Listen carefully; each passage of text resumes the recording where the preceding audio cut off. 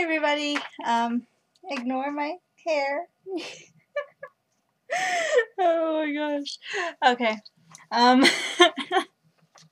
I don't know why I think it's so funny. I'm doing a Game of Thrones review. It's going to be episode 8, The Pointy End from season 1. And I am going to start this, and this is the episode where all the tensions that were building up kind of explode. And I'm sorry. Uh, anyways, everything explodes, sort of. I mean, it's not like a full-out war or anything, even though we are hearing rumors of that. Well, from what we've seen in Tywin, it actually looks like it's going to happen.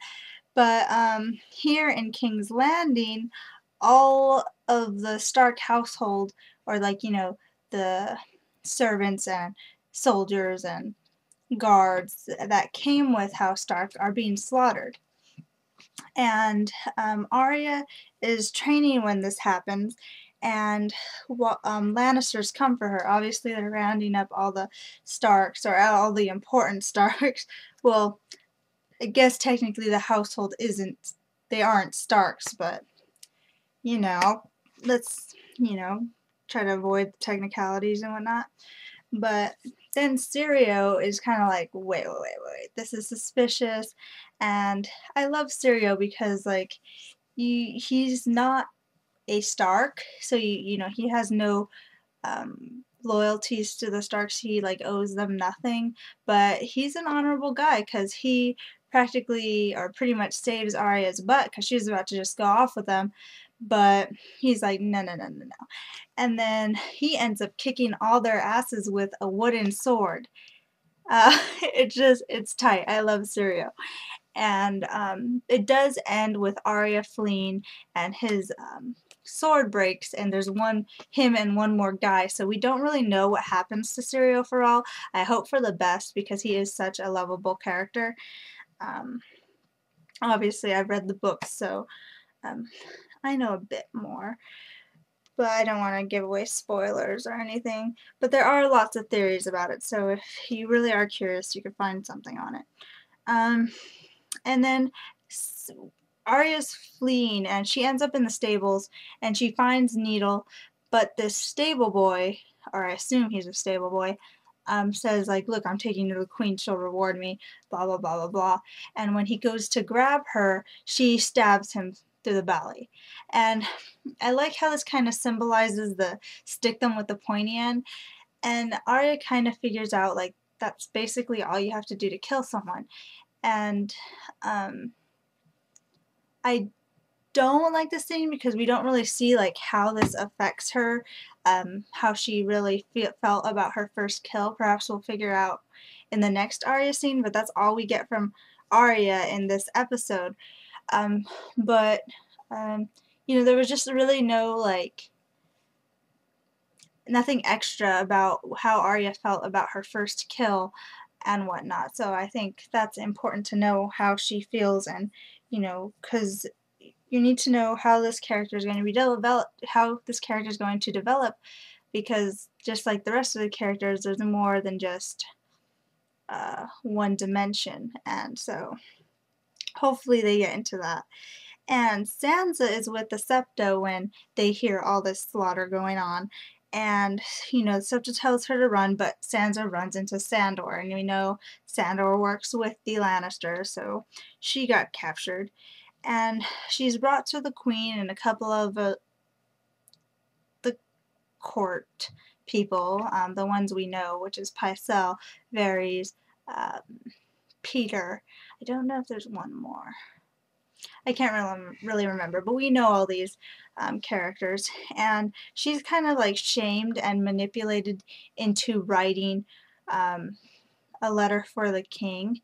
And with Sansa, it's kind of hard because you don't know if she's being stupid or being smart. In the books, I got more of the impression that she was being stupid. Obviously, there's reasons for this. She is very young, and she, you know, is blinded by her love for Joffrey, one, and her I guess, infatuation with the queen. Like, she wants to be a queen like Cersei. Obviously, she doesn't know about Cersei's evil side, but you know, she loves the Lannisters and their way of life, and I guess what she sees on the surface of the Lannisters. I'm pretty sure she doesn't see the kind of villainous traits a lot of these Lannisters have. But here we don't. I can't tell if she's actually being smart about things, because we do see her like say like, what about my father? But when like she sees the way they look at her, she has to kind of like switch up what she means, like, which is actually very smart, because if she pursued what she was saying previously, that could lead to her death. So it could be her smarter, like, oh, let me ask this, oh, they had a bad reaction, so let me rephrase what I was saying so I don't get killed or, you know, put in the dungeons. So it could actually be her being smart.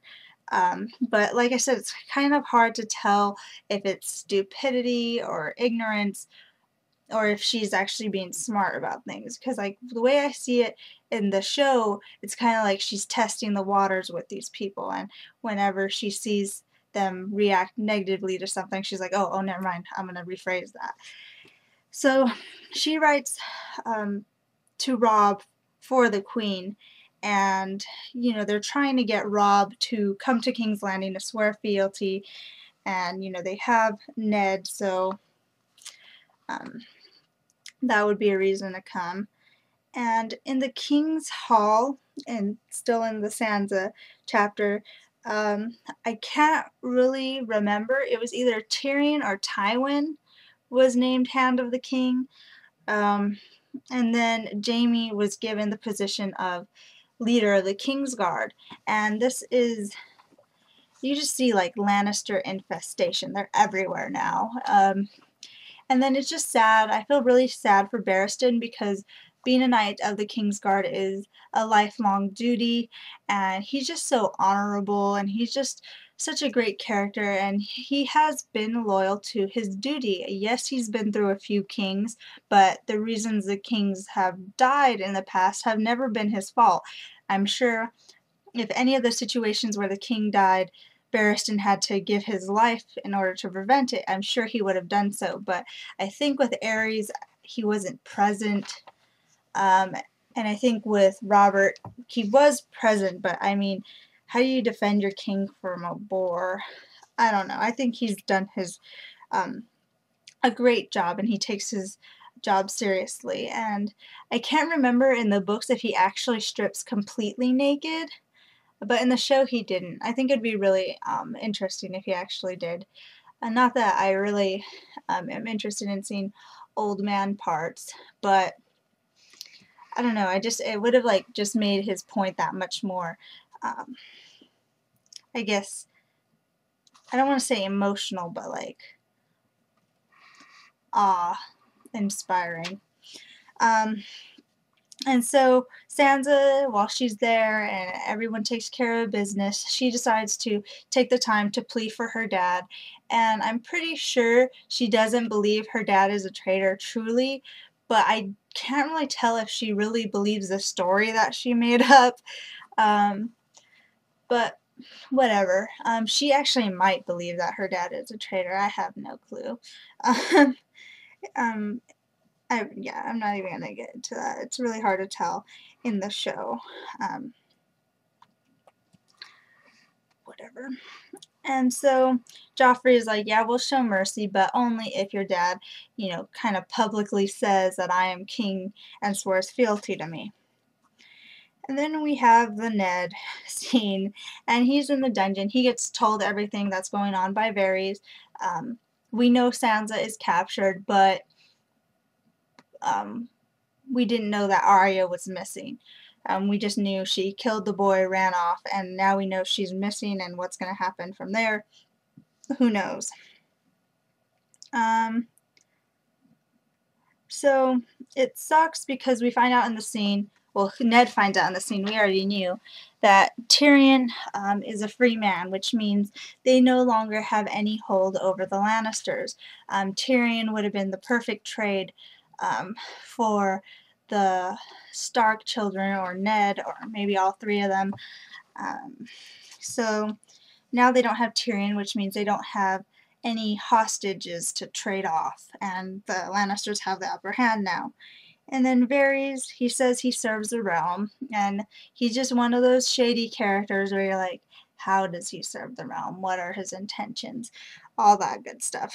And I don't think he's like Peter, who we find out Peter's all about himself and, I guess, making himself as high as he can. So I don't think he's like Peter. I think he is serving someone, or, you know, wants someone to advance, and he's not really too particular about what happens to him. So the question is who, and that's just a theory. He might be serving himself, but I honestly don't think it's like Peter, because that would be kind of silly to have two extremely similar characters, because they're both shady characters, so it'd be stupid to have your two shady characters kind of working toward the same goal, but each to themselves. And then we have Robb, who receives Sansa's letter, and he decides he will go to Joffrey, but with an army. And I think this is tight because we love the Starks, and it would be really interesting to see a house against house war. And I told you that this is not, you know, something uncommon. It doesn't have to be just the king causing war. It could just be a house against house conflict.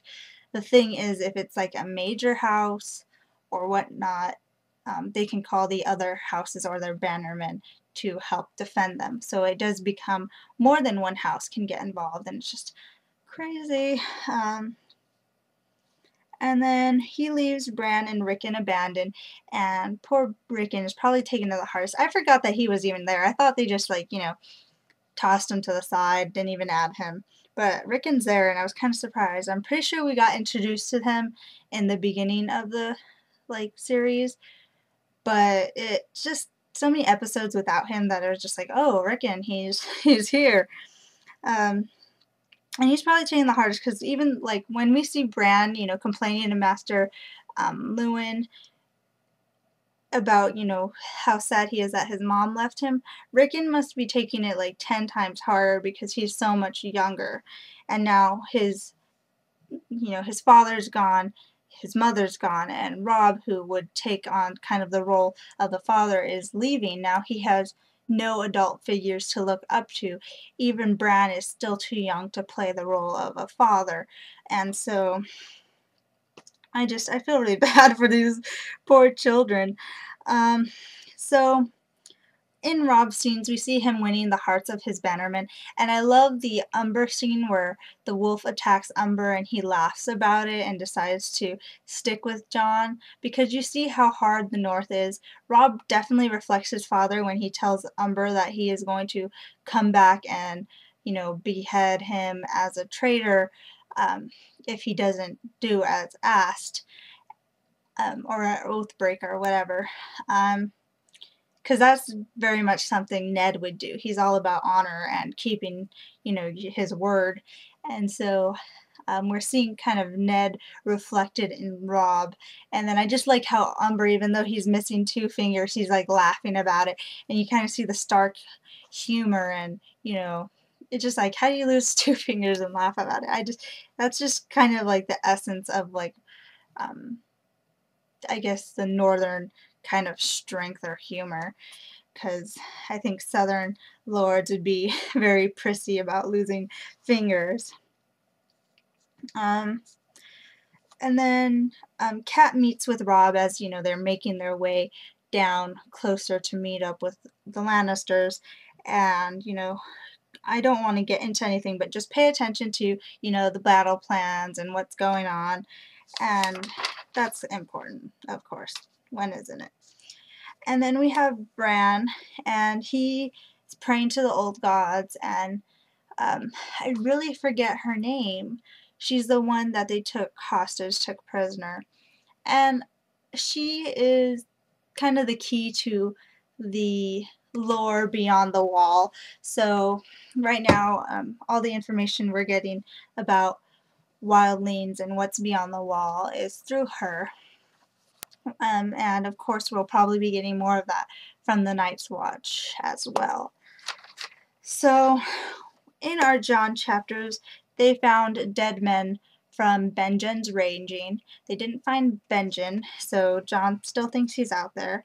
But Sam notes a smell that there's no smell, and I like this because, like I said, they're incorporating Sam's talents more. Did I say Sam or did I say John? I meant Sam if I said John.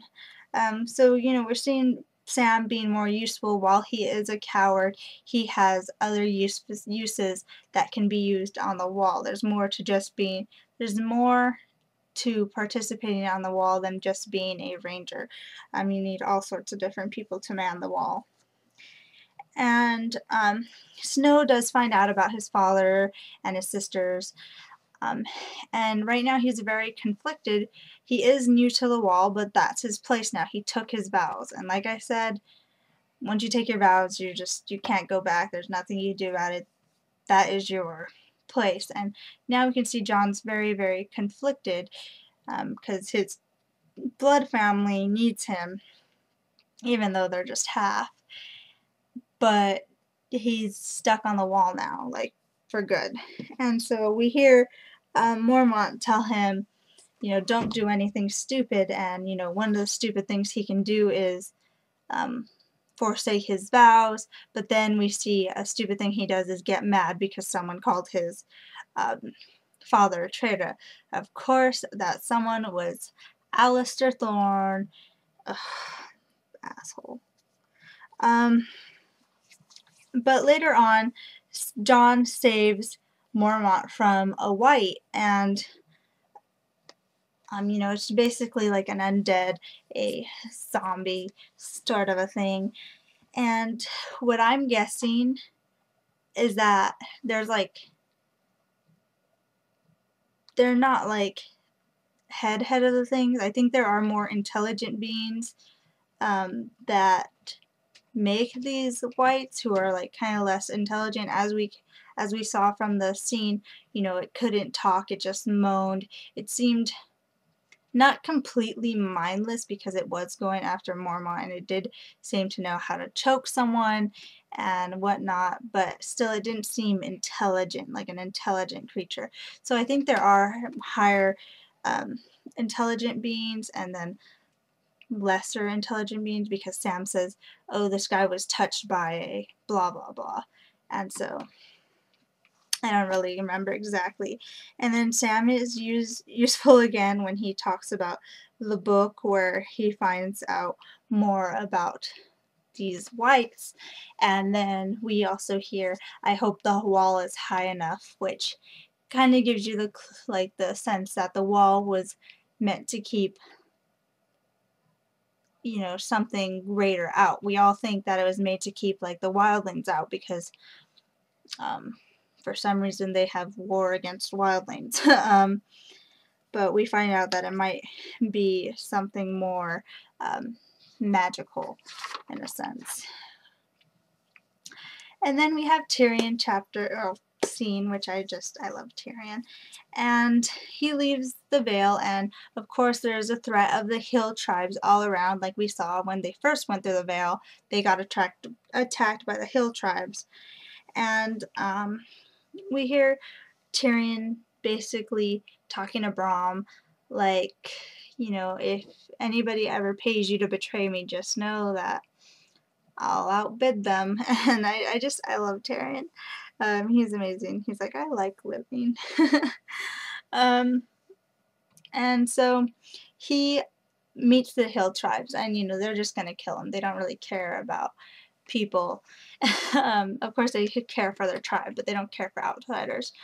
And Tyrion kind of uses his clever and witty abilities to get him out of that situation and offers the veil to them. And so when he meets his father later on, you know, he learns about the war and Ned and Robert and what's going on.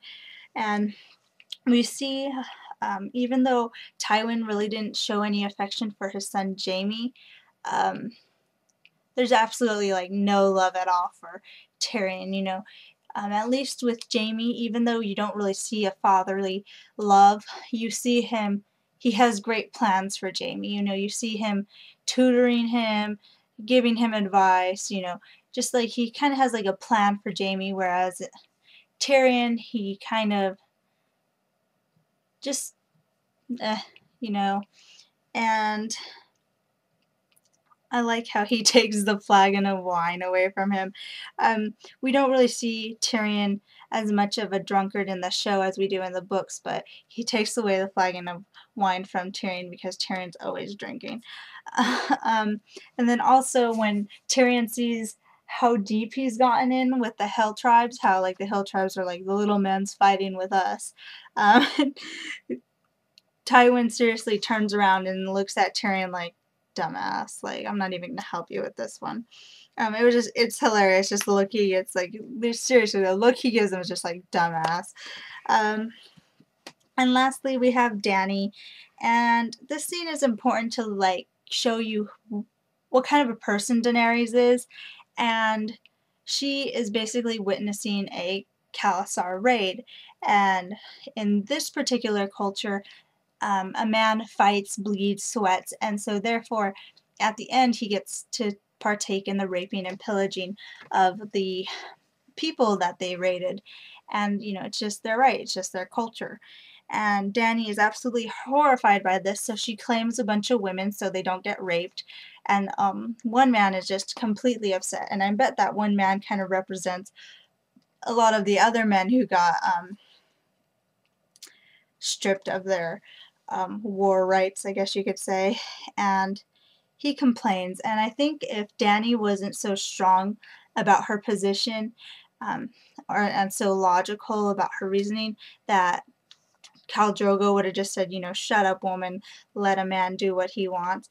But because she is such a fiery person, I think, and Khal Drogo loves her so much because of that fire, he let her have her way. And so, of course, the man gets freaking pissed and, you know, calls her a whore, disrespects her, and then challenges Khal Drogo. And Khal Drogo rips his throat out quite literally. We meet Mary Mazdur, and she is going to heal Drogo with his little cut. And it's one of the women that Daenerys saved. And that was the end of the Daenerys chapter and what happened in Game of Thrones episode 8. So, we shall see what happens next. So, thank you for your time. I will be reviewing the next one. Bye.